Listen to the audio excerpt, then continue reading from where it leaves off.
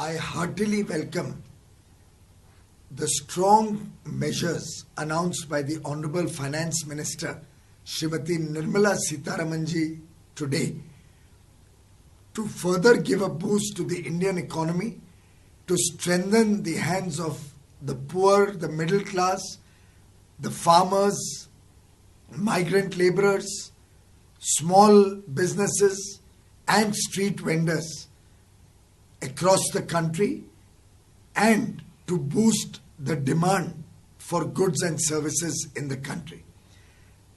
The Honorable Finance Minister, in the second tranche of announcements today, has announced free food grains in addition to the announcements made earlier for the next 2 months for the migrant labor.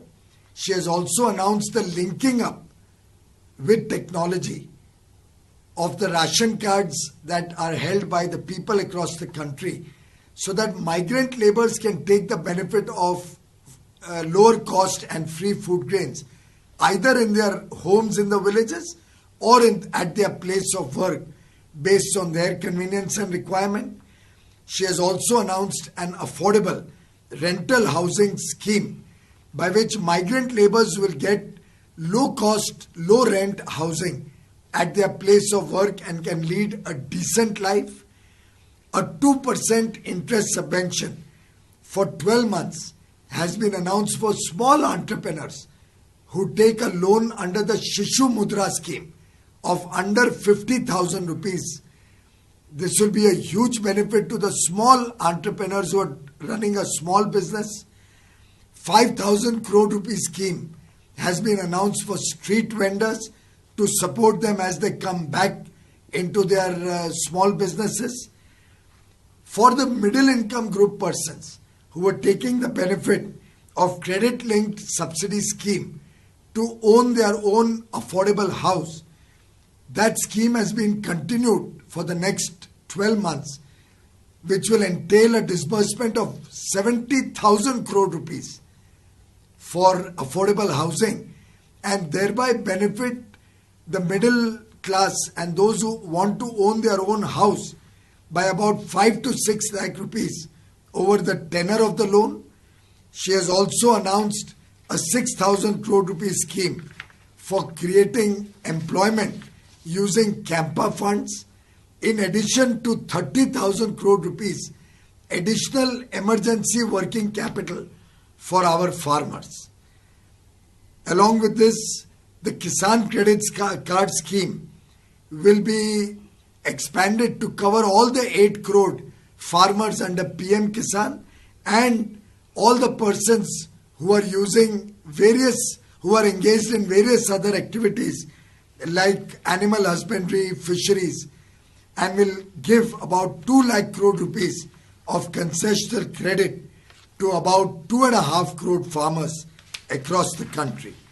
I think all these additional measures that have been announced today as a part of the Honorable Prime Minister Shri Narendra Modi's 20 lakh crore rupee package will give a big boost to the economy, help us bring back the economy on track, and help different segments of society to make a fresh beginning, to once again get back their work into the fast track lane, and will help the Indian demand and Indian economy move back to the growth track that we have witnessed over the last 6 years of the Modi government.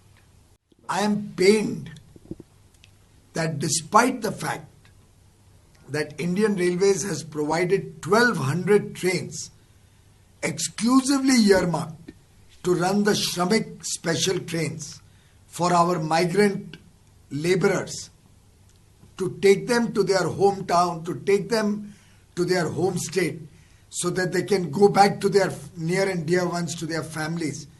It pains me that several states are not giving permission for these Shramik special trains.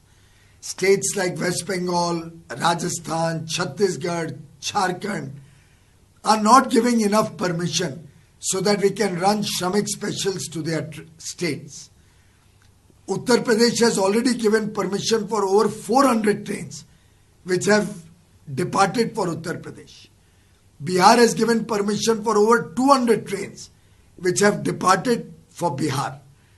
But West Bengal first gave permission for only 2 trains. Then when the Honorable Home Minister wrote to the state Chief Minister to allow trains to enter West Bengal,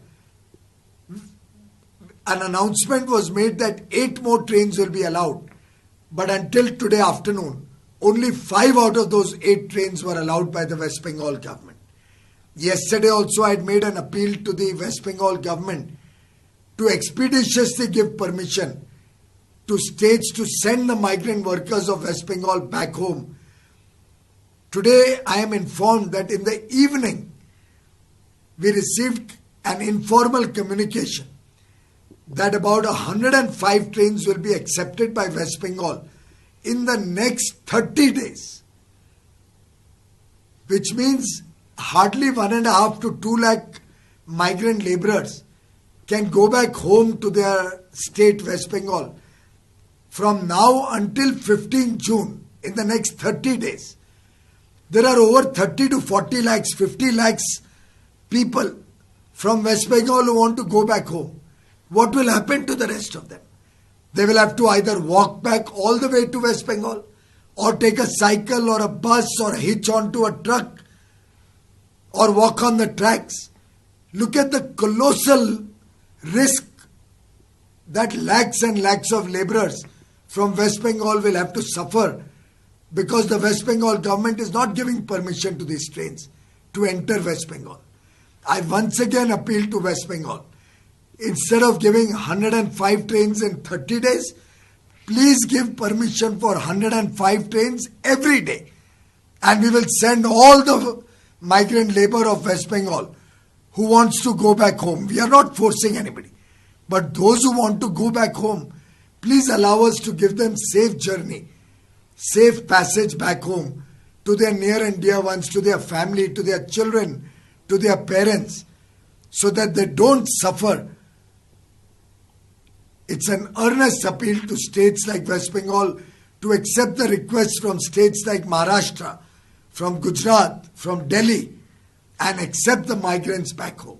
Similarly, I appeal to the government of Jharkhand, to the government of Rajasthan, to the government of Chhattisgarh to allow trains to go freely to their states, carrying the migrants back home so that people don't have to travel on the streets, on the tracks, on trucks and buses, or cycle their way to their home states.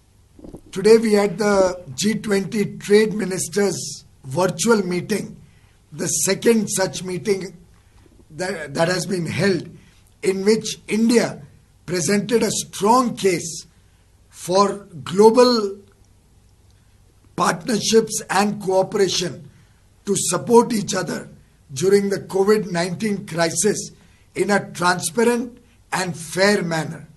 India, on its part, has played the role of a responsible global citizen by providing medicines to over 120 countries across the world to help them fight the global pandemic COVID-19. In fact, 43 of these countries have been given these medicines in the form of a grant. I also express to the world an open invitation to come to India, to work in India, to set up manufacturing bases in India, to create supply chains through India, because we are a reliable business partner for the world.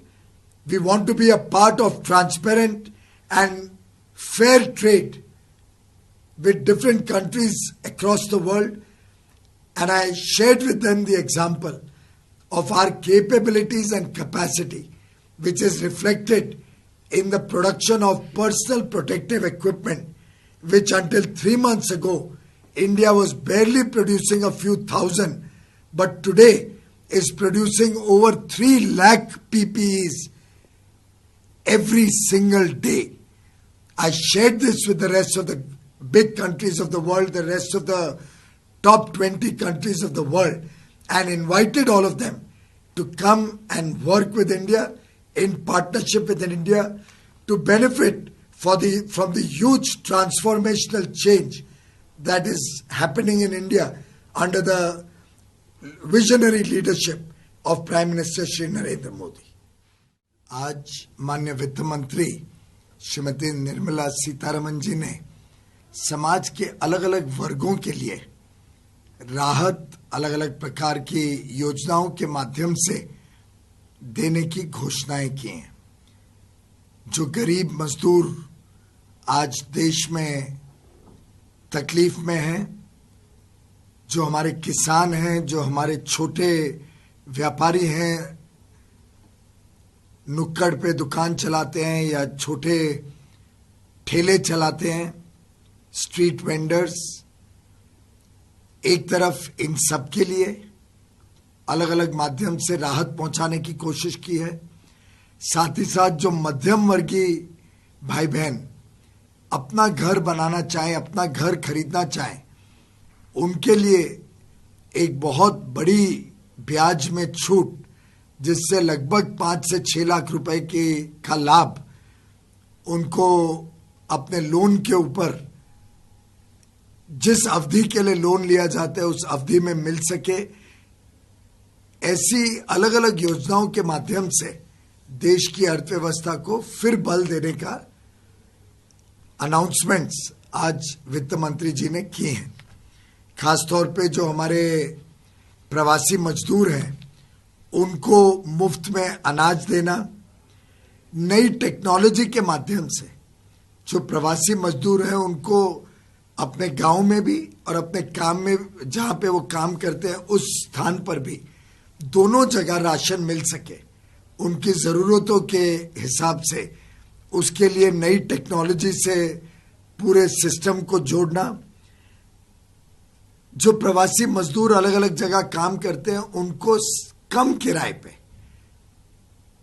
मकान मिल सके और अच्छा जीवन वो बिता सकें, उसके लिए एक बहुत प्रमुख और अच्छी योजना। जो हमारे शिशु उद्यमी छोटा छोटा व्यापार करते हैं, 50,000 रुपए तक की जिनका ऋण होता है शिशु लोन मुद्रा योजना के तहत, उनके लिए ब्याज में 2% की छूट देना। जो जैसा मैंने बताया, जो नुक्कड़ पे स्ट्रीट वेंडर्स होते हैं, छोटा सा ठेला लेके अपना रोजमर्रा का काम करते हैं, उनके लिए एक 5,000 करोड़ रुपए की योजना। जो मध्यम वर्गीय परिवारों को कम ब्याज पे लोन मिल सके, ऋण मिल सके, जिससे वो अपना घर खुद बना सके, उस योजना के तहत 70,000 रुपए के लोन देना।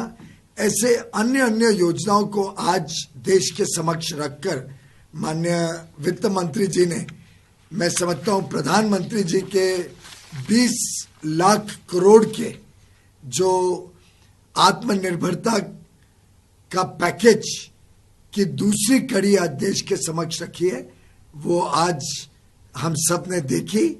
मैं बधाई दूंगा माननीय वित्त मंत्री को कि इतने बड़े पैमाने पे करोड़ों लोगों की चिंता आज के इस पैकेज के माध्यम से उन्होंने की है। मैं आपके माध्यम से देश की जनता को, खासतौर पे हमारे प्रवासी मजदूर भाइयों और बहनों को बताना चाहता हूं कि माननीय प्रधानमंत्री नरेंद्र मोदी जी के आदेश पर हमने 1200 ट्रेनें रिजर्व कर दी हैं, उनको बाकी कामों से निकाल के 1200 ट्रेन सिर्फ प्रवासी मजदूरों को अपने घर तक पहुंचाने के लिए रखी हैं, जिससे रोज हम 300 ट्रेनें शुरू कर सकते हैं रोज।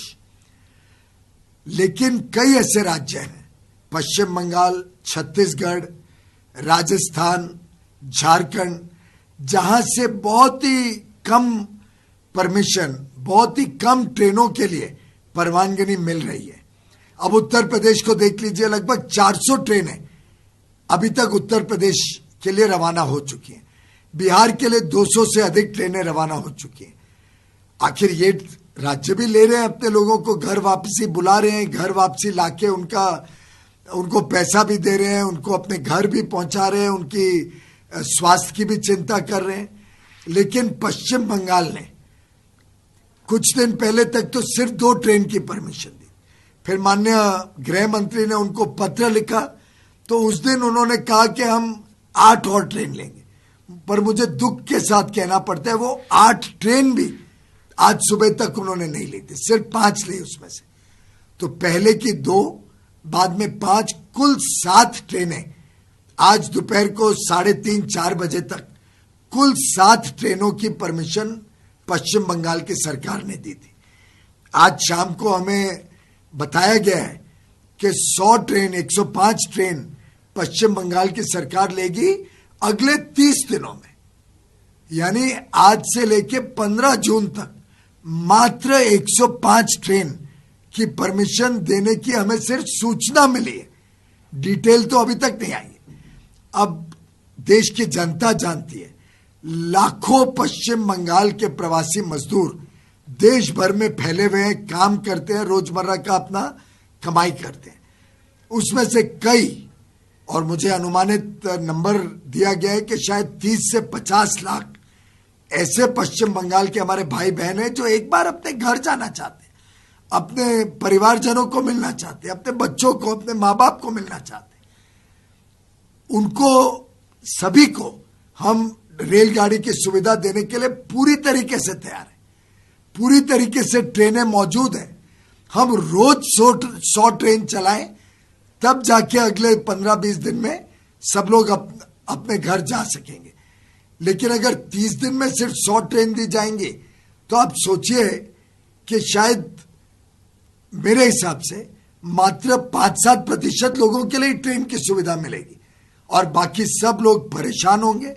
शायद चल के जाएंगे, सड़कों पे जाएंगे, ट्रैक के ऊपर चलेंगे, कोई ट्रक के ऊपर चढ़ने की कोशिश करेगा, कोई बस ढूंढेगा, कोई साइकिल चलाएगा, और कितने हादसे देश के समक्ष आ रहे हैं। तो मैं हाथ जोड़ के विनती करूंगा पश्चिम बंगाल की, झारखंड के मुख्यमंत्री ने भी आज स्टेटमेंट दिया कि हम सब झारखंड वासियों को लेने को तैयार है। तो भाई परमिशन दीजिए कि हम सब ट्रेनें पहुंचा सकें।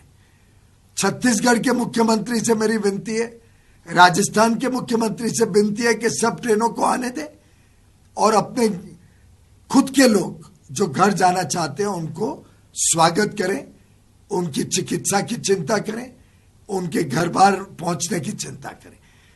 रेल मंत्रालय पूरी तरीके से ये 1200 ट्रेन लेके बैठा है और रोज 250 से 300 ट्रेन चलाने के लिए प्रतिबद्ध है हमारे प्रवासी मजदूरों के लिए। आज G20 के सभी ट्रेड मिनिस्टर्स, वाणिज्य मंत्रियों की बैठक थी। उसमें अलग अलग देशों ने अपनी अपनी बातें रखी। भारत ने भी बड़े तीव्रता से अपना पक्ष रखा, हमारी उपलब्धियां रखी। आज भारत एक ऐसा देश है जो पूरे विश्व को दवाइयां पहुंचा रहे। वसुधैव कुटुंबकम की जो माननीय प्रधानमंत्री जी की संकल्प है, जो इस देश के जन जन में बसी हुई बात है कि हम पूरी दुनिया को एक परिवार मानते हैं, द वर्ल्ड इज वन, उस भावना से भारत ने आज 120 से ज्यादा देशों में दवाइयां पहुंचाई है। मानवता के आधार पर इस कोविड-19 की लड़ाई के लिए लोगों को दवाई पहुंचे, उसके लिए 120 देशों से अधिक देशों में दवाई पहुंची है। उसमें से 40 से अधिक देशों को मुफ्त में दवाई दी गई है। इसी के साथ साथ हमने बात रखी कि आगे आने वाले दिनों में जब नई सप्लाई चेन्स बनेंगी, जब देश अलग अलग तरीके से नए देश ढूंढ रही है अपनी फैक्ट्री लगाने के लिए, अपने आगे की अर्थव्यवस्था बनाने के लिए, उसमें भारत एक अहम भूमिका बनाने के लिए तैयार है, प्रतिबद्ध है। हमने बात रखी कैसे आज से 3 महीने पहले भारत में हजारों की संख्या में भी पर्सनल प्रोटेक्टिव इक्विपमेंट, वो जो पूरा गाउन पहनते हैं हमारे डॉक्टर्स, हमारे नर्सेस, हजारों की संख्या में भी इस देश में नहीं बनते थे। लेकिन मात्र 3 महीने में हमारे उद्योग जगत ने इस चैलेंज को, इस चुनौती को स्वीकार किया और मुझे खुशी है कि आज देश में 3 लाख से अधिक पीपीई हर रोज बनते हैं, हर रोज 3 लाख से अधिक। ये इस देश की काबिलियत है, ये इस देश के उद्योग और हमारे कामगारों की, हमारे मजदूरों की काबिलियत है और मैंने उस बात को आज पूरे G20 के जो विश्व के सबसे बड़े देश हैं उन सबके समक्ष इस बात को बड़े गर्व से रखा कि हमारे देश में ये सक्षमता है, ये काबिलियत है। और मैंने सभी देशों को आमंत्रित किया है कि वो भारत में प्रधानमंत्री नरेंद्र मोदी जी के नेतृत्व में जो बड़ा परिवर्तन आ रहा है उस परिवर्तन में हमारे साथ जुड़े और जैसे भारत प्रगति करता है उस प्रगति में वो भी भाग लें।